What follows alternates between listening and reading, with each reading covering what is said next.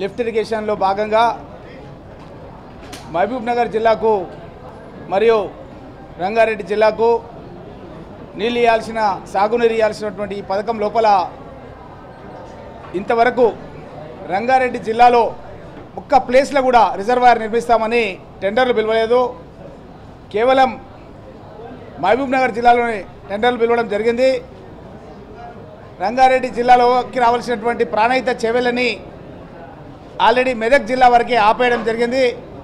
అక్కడ మెదక్ జిల్లాలో పాములపర్తి తడకపల్లి దగ్గర పెద్ద ఎత్తున టీఎంసీలను ఇంతకుముందు ఉన్న అలొకేషన్ను 3.5 టీఎంసీ అంటే సుమారు 70 టీఎంసీల వరకు పెంచుకోవడం జరిగింది. రంగారెడ్డి జిల్లాకు హైదరాబాద్కు పరిశ్రమలకు రావాల్సిన నీళ్లు రాకుండా పోయింది.